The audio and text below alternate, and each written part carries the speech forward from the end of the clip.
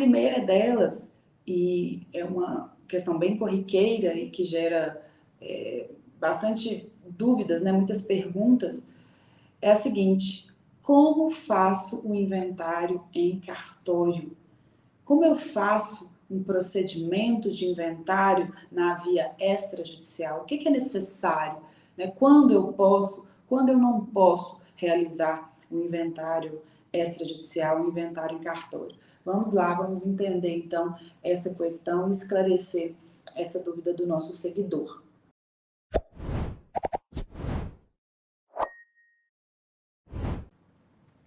Então, pessoal, até poucos anos atrás, o procedimento de inventário era realizado exclusivamente na via judicial.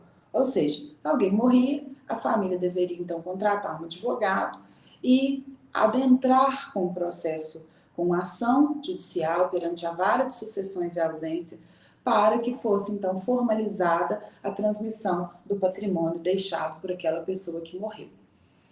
Há alguns anos atrás, com a edição da Lei 11.441 de 2007, passou a ser possível a realização não apenas do divórcio no âmbito extrajudicial, no âmbito dos cartórios, mas também o inventário.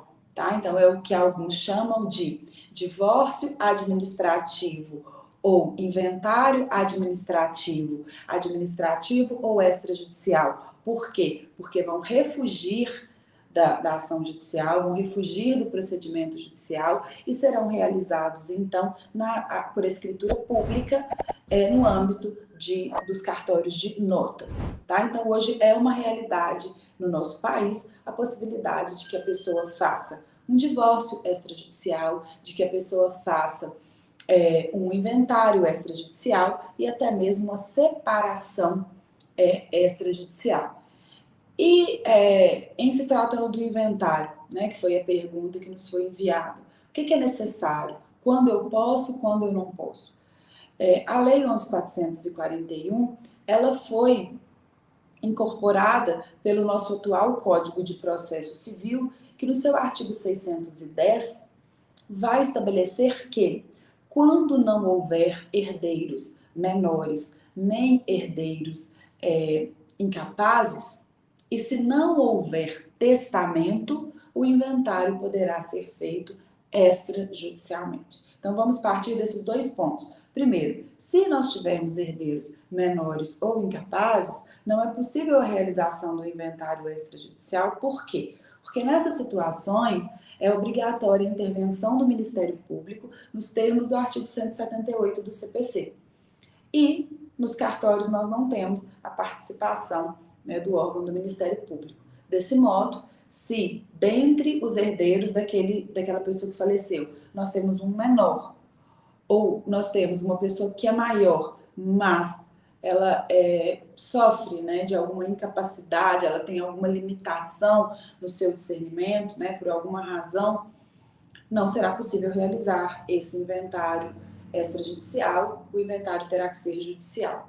Um outro ponto é, se o falecido deixou testamento, a princípio, segundo disposição expressa de lei, não será possível também o inventário extrajudicial. Tá? Por quê? Porque quando a pessoa deixa testamento, há necessidade, antes do inventário, da abertura, né, de um procedimento prévio para que o inventário, para que o testamento seja aberto, registrado e cumprido. Então, é o procedimento de abertura, registro e cumprimento de testamento com participação obrigatória do Ministério Público, através do qual o juiz vai verificar se aquele testamento, se aquela disposição última de vontade preenche os requisitos de validade intrínsecos e extrínsecos, tá? Confirmando aquele testamento e determinando que ele seja cumprido.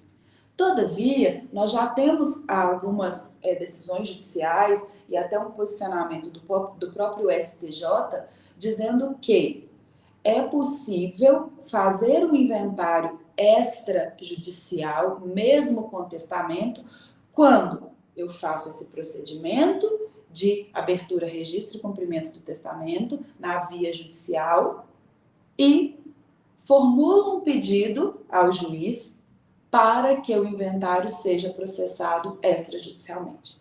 Então, uma vez que o testamento for considerado válido, que for proferida a sentença, reconhecendo o preenchimento dos requisitos de validade, nesse segundo momento, quando eu darei início ao inventário propriamente dito, eu poderia fazê-lo na via extrajudicial, tá? Só que isso não está na lei, volto a dizer, é um entendimento jurisprudencial, tá? Já confirmado, inclusive já existente até mesmo no Superior Tribunal de Justiça. Pela lei, havendo testamento, eu não poderia fazer um inventário extrajudicial. Só que a gente caminha realmente num movimento de desjudicialização, né, num movimento que visa retirar dos juízes, até pelo acúmulo, né, de trabalho que eles possuem, atividades que poderiam ser realizadas na esfera extrajudicial. Ok? Então, esses são dois pontos importantes e preliminares que nós temos que esclarecer. Outros pontos são: para que esse inventário seja feito extrajudicialmente, não há necessidade da busca por um cartório específico. O cartório de notas é de livre escolha das pessoas, tá? Daqueles que vão se valer, né, desse serviço de notariado. Então, eu posso escolher até mesmo um cartório de notas em outro estado, em outra cidade, não há problemas, tá? Então, havendo a possibilidade, eu posso escolher o cartório de notas que for da minha confiança, aquele que for mais conveniente.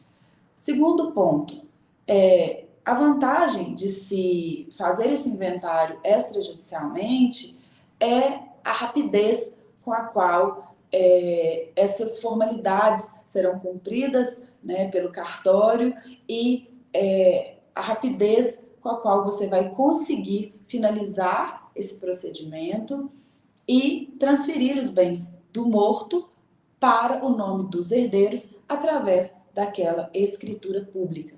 Então, o primeiro passo vai ser eu apresentar ao cartório os documentos necessários para a lavratura da escritura pública.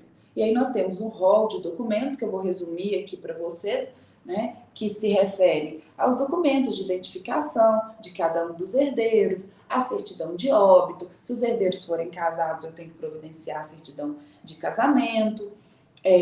Além disso, eu terei que providenciar os documentos comprobatórios da propriedade de cada um dos bens que eu pretendo. Eu terei também, né, que providenciar esses documentos ou essas certidões atualizadas. Então, não basta que eu apresente aquela certidão de casamento que eu tenho há 10 anos, há 15 anos atrás, não basta eu apresentar aquela certidão de matrícula antiga, lá do ano de 2010, não, eu terei que atualizar essas certidões, tá? Em regra, elas têm um prazo máximo de validade de 90 dias, tá? Então, a gente vai ter que providenciar todas essas certidões atualizadas. Eu também terei que providenciar uma certidão negativa de débitos, né, do falecido, tanto no âmbito municipal, estadual, federal. Terei que providenciar uma certidão negativa de testamento, né? Então, se a pessoa não deixou testamento, eu vou ter que apresentar ao cartório essa certidão negativa. Nós temos uma plataforma hoje, né, junto ao Conselho Nacional de Justiça, conforme determinação do Conselho Nacional de Justiça, que é o SENSEC, que armazena informações referentes aos testamentos que são lavrados em todo o país. E aí, em razão daquele requisito previsto no artigo 610, se eu for para o cartório diretamente sem uma ordem judicial, o cartório só vai realizar esse inventário se não houver testamento. E aí eu preciso apresentar também essa certidão. E, muito importante, eu preciso comprovar que eu paguei o ITCD. Ou seja, quando alguém morre e deixa um patrimônio, sobre essa transmissão hereditária, essa transmissão causa-mortes, incide um imposto, que é o Imposto de Transmissão Causa-Mortes e Doação, ITCD, que alguns chamam de ITCMD.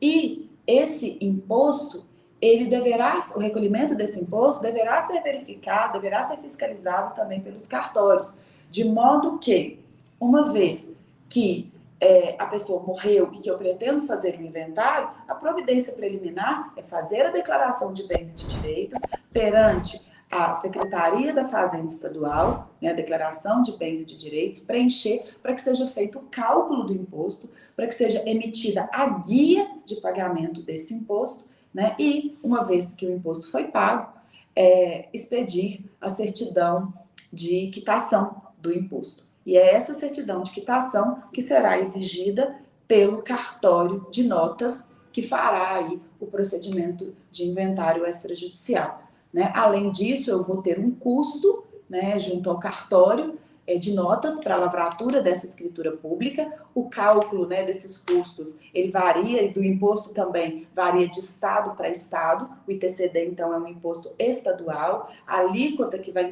incidir, ela é variada, né, de estado para estado. Aqui em Minas Gerais, a alíquota é de 5%.